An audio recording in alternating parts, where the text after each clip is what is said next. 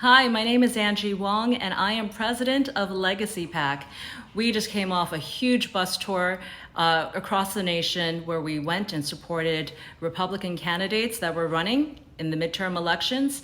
We're going to do it again in Georgia for Herschel Walker during his runoff. And of course, we're mobilizing for the big presidential run in 2024.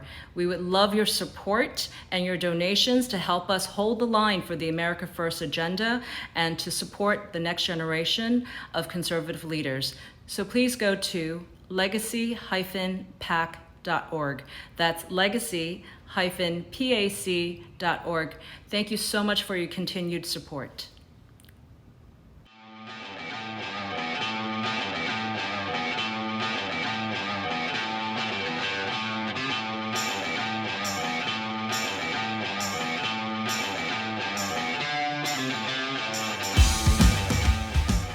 I'm Jared Craig with the Vet Voice. On behalf of Veterans for Trump and Veterans for America First, I have the pleasure of speaking with Pamela Reardon, a local real estate agent here in the state of Georgia. And I'd like to speak with her about her efforts to promote Herschel Walker in the past 2022 midterm election and the runoff election, and her concerns with the current RNC chair. So Pamela, thank you for coming on the show today. And first, share with our guests how you've been active with the Herschel Walker campaign and Georgia politics in general. Okay, first, so Georgia politics in general, I have been active a long time. For the last, I think, 2 cycles or 3 cycles, I've been a committee woman for the 6th district to the state. And I am very active in Cobb County, and I got active, of course, in all the campaigns I could have the time for. And I was helping out in the Herschel campaign as a grassroots advisor. So most of the things I advised on, they didn't do. So I'm not enthralled with the campaign. From my point of view, just a simple thing, people from all over the state would contact me and say, where's Herschel going to be next? Where's his bus stop? And I would send them the itinerary. And of course, I understand that they couldn't have it, more than maybe 2 days ahead of time, but people couldn't go and find it anywhere.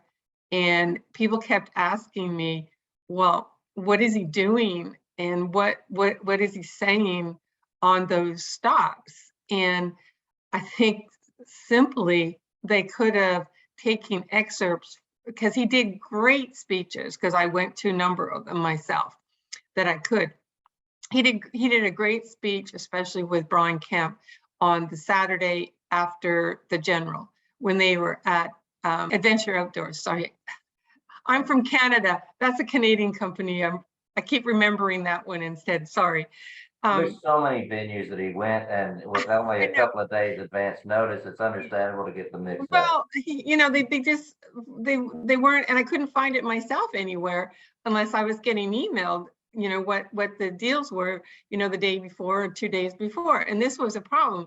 It was a problem getting people acquainted with Herschel, because I don't know how many times I had to go through what the bad press was against him and where that came from and how that came about, because that was never addressed verbally, from the campaign basically on anything. And we had a North Georgia fair in Cobb County, and at the booth every single day, all day long, people would come up and ask about that. And that was in September. So the campaign didn't get the message out, number one. The campaign didn't have a good message, number two. And I firmly believed, and I had voiced it many times, that they should not have kept him in undisclosed places during the primary. And then, he never debated, he didn't go out, and people thought there was something wrong. And, when a candidate isn't out somewhere, especially for that long period of time, when all the other candidates are out, people start asking questions. And I know he won by, 68% or something in the primary, but people, knew him because of his name in football. But you have to go beyond that, and you have to dress up a few times in a suit, and you have to look like you can be a senator, and you have to go to the Black communities and the Hispanic communities, and you should have been doing that in the primaries, and Now, that should have been carried over. do you think that he was getting outside consultants, people that did not know the voter base? They didn't know the spirit and the thoughts of the Georgia voters, because that's what I'm hearing a lot, is that his consulting was advising him to do things that was contrary to what would work in Georgia. Well, that would appear in hindsight what was happening. In real time, I was trying to say that, well, I've got Hispanic business owners, and I have Black business owners, and you need to go visit them. You need to talk to them. You need to get that video out there that that's what you're doing. You have, I'm involved in some nonprofits, and I had to endure at one point 2 hours of listening to a Black radio station out of DeKalb County, I think it is. And every 10 minutes there were two good, like 4 Warnock commercials, and then they would throw in some negative Herschel commercials. And this was nonstop in the Black communities. They would have, they were indoctrinated and they were brainwashed. We make mistakes, and I make mistakes, the same mistakes, thinking that everybody knows what I know. And general people out there that aren't paying attention, you see, you have to come at this as a consultant, and you got to think, okay, how do I get their vote? How do I get the middle vote, especially the independents vote? How do I get that vote? How do I make known, instead of, and Herschel, to his credit, didn't want to smear, his opponent, which is fine, but you have to get who you are out there, and you have to market that to every segment that you think that you need to get to vote for you.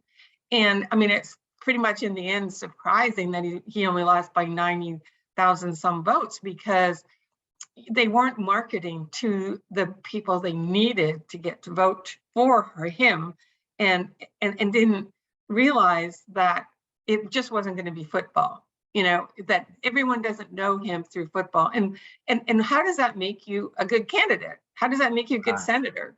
It kind of seems like outside consultants is not the best idea for a Georgia candidate. Someone needs to know the grassroots angles, know the different segments of the community.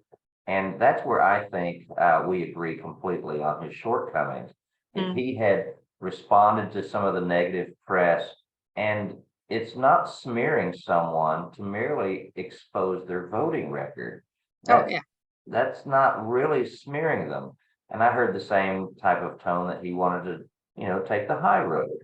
And sometimes that is not the best road to take in politics, because, well, let me put it this way. It's still the high road if you're just exposing a candidate or your opponent for who they're saying they are. I also want to talk to you about, on the national scale, about your thoughts and ideas about the RNC chair. Well, I do not know the slate that is running right now. I have had conversations with people, I'm not going to mention names, that will be voting for the chair.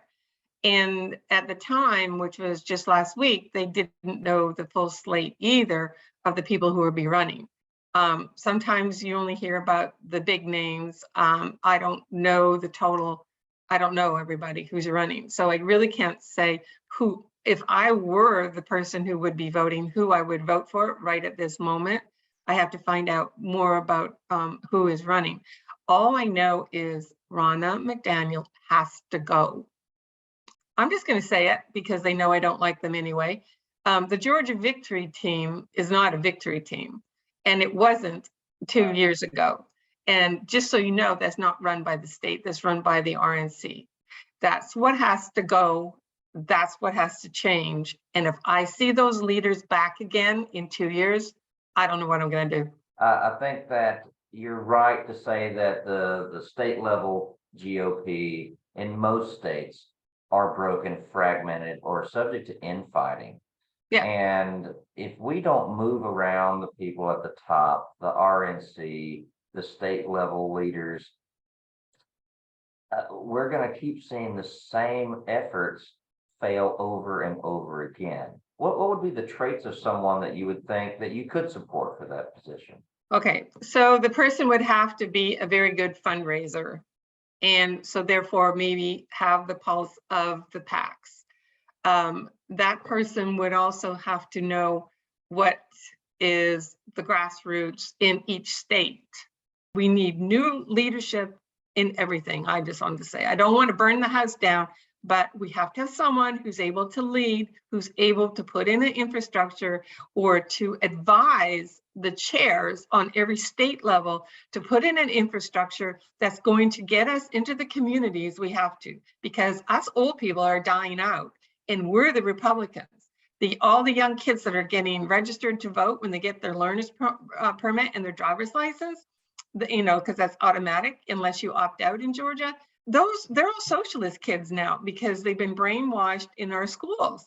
So what are we doing? What are we doing with that?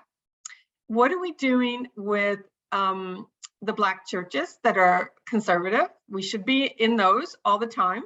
And the communities and the Hispanic communities, we should be translating our material into Spanish. And we should be out there. We should be on the radios. And I know we do have a lot of opposition because Soros is buying the conservative Spanish networks and radio stations. So there's that. So we have a big job if we are going to, but that's the only way we're going to replace the Republicans we're losing, is add and being, and be inclusive. And that we had a missed, in my opinion, we had a missed opportunity with Herschel Walker to do that, because he could have done that. I think you're right. Knowing what to do and getting people that actually do it. That's I think the no man's land. We've got to bridge that gap of getting those interested to actually do what needs to be done. So Pamela, I appreciate your honesty. I appreciate your opinion. You've never failed me in speaking your mind. Every time we've had a discussion, I believe it's been candid and warm felt and sincere.